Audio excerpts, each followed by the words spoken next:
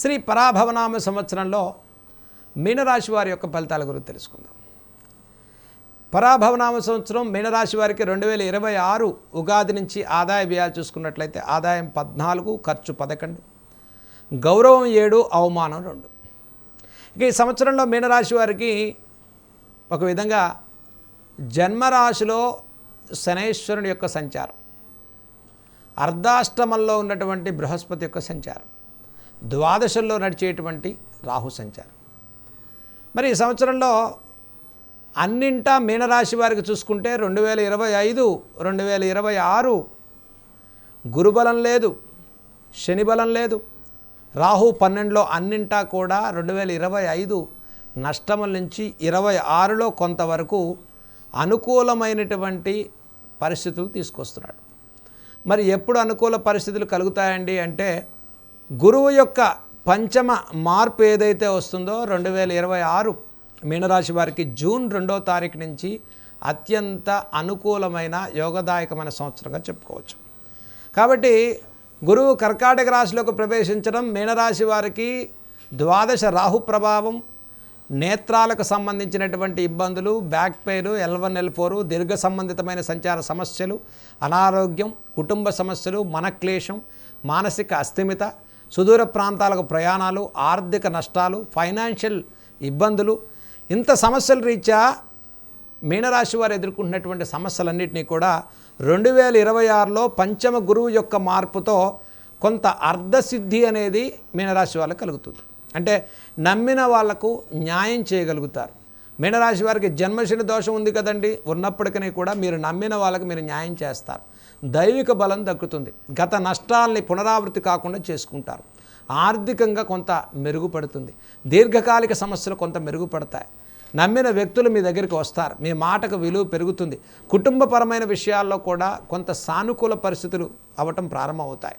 కాబట్టి 2026 ఉగాది నుంచి మార్చి నుంచి జూన్ వరకు కొంత మధ్యమైన ఫలితాలు ఉన్నప్పటికీ కూడా మీనరాశి వారికి జూన్ నుంచి అక్టోబర్ 31 వరకు అత్యంత యోగదాయకమైన సంవత్సరంగా చెప్పుకోవచ్చు. విద్యార్థులకు ఫోకస్ బాగుంటుంది. విద్యా సంబంధితమైన అభివృద్ధి బాగుంటుంది. అలాగే ఈ రాశి వారికి జన్మశని, ద్వాదశ రాహుపీడ ఉన్నప్పటికీ కూడా గురుబలంతో కూడుకున్నటువంటి బలం 2025 కన్నా 26లోనే ఎక్కువగా ఉంది మీనరాశి వారికి. అంటే ఒక రకంగా 25 మొత్తం కూడా నష్టాన్ని ఇచ్చాడు మీనరాశి వారికి. కానీ 26 మాత్రం జూన్ నుంచి ఇది ఒక యోగదాయకమైన సంవత్సరంగా చెప్పుకోవచ్చు. ఈ సంవత్సరంలో ఈ గురుబలంతో వివాహాది ప్రయత్నాలు సఫలీకృతం అవుతాయి. మీకున్న తేజస్సు తగ్గిపోతుంది, ఆకర్షణ తగ్గిపోతుంది. కాబట్టి 25 జరిగిన నష్టాల మొత్తాన్ని కూడా జూన్ తర్వాత నుంచి మీకు అన్ని రకాలుగా అనుకూలత పెరుగుతుంది, ఆకర్షణ పెరుగుతుంది, మాట బలం పెరుగుతుంది, కొంత ఫోకస్ పెరుగుతుంది, విద్యా సంబంధితమైన సానుకూలత పెరుగుతుంది, బంధు సంబంధితమైన అనుకూలత పెరుగుతుంది.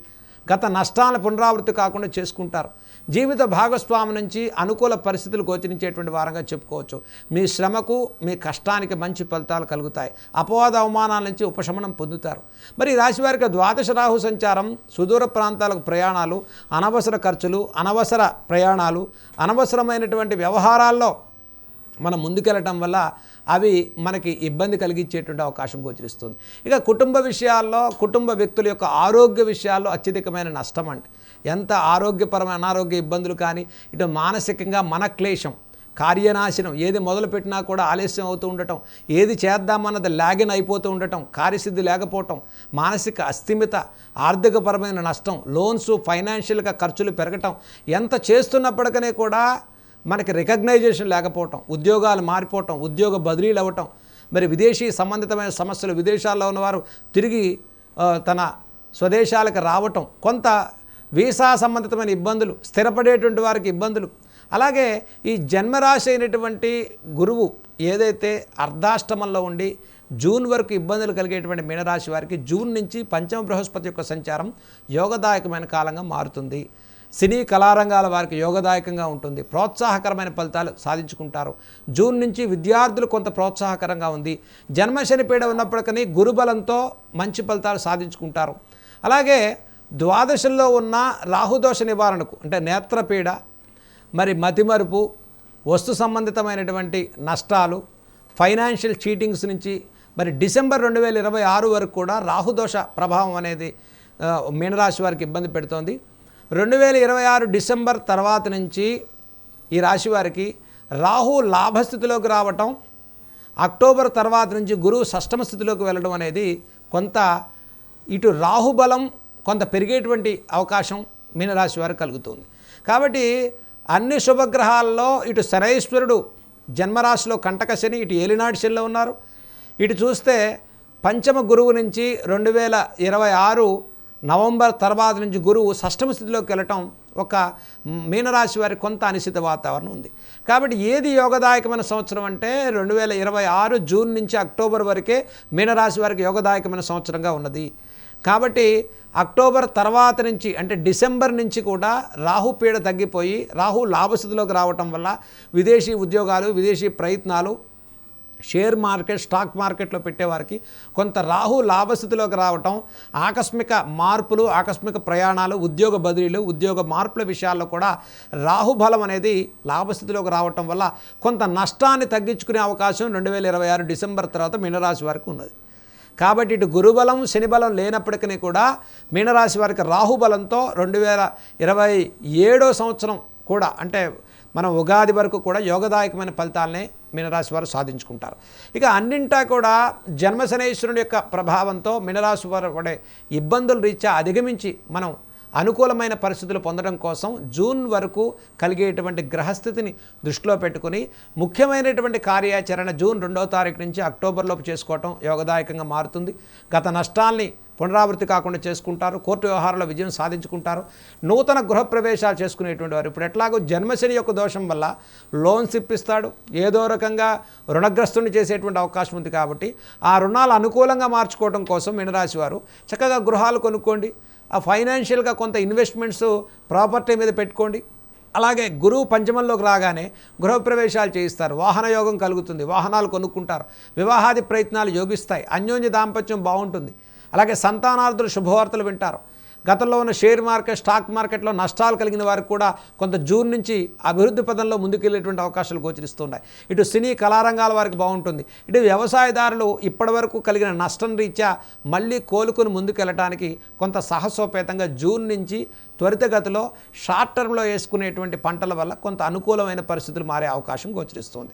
కాబట్టి ఏ రకంగా చూసినా ఇటు ప్రభుత్వ సంబంధితంగా అవకాశాలు కానివ్వండి, ప్రభుత్వ ఉద్యోగులు కానీ, ప్రభుత్వ బదిలీల నుంచి కానీ ఈ నష్టాన్ని పూర్తి చేసుకోవటం కోసం మీనరాశి వారికి గురుబలంతో కూడుకున్న అభివృద్ధి జూన్ నుంచి యోగదాయకమైన సంవత్సరంగా చెప్పుకోవచ్చు. కాబట్టి 2027 అంతా రాహుతో కూడుకున్న లాభస్థితి యొక్క ప్రభావం కూడా ఈ మీనరాశి వారికి యోగదాయకమైన ఫలితాలను ఇస్తుంది. కాబట్టి ఈ 2026, 25 కన్నా అత్యంత యోగదాయకమైన ఫలితాలను ఇచ్చే సంవత్సరంగా చెప్పుకోవచ్చు.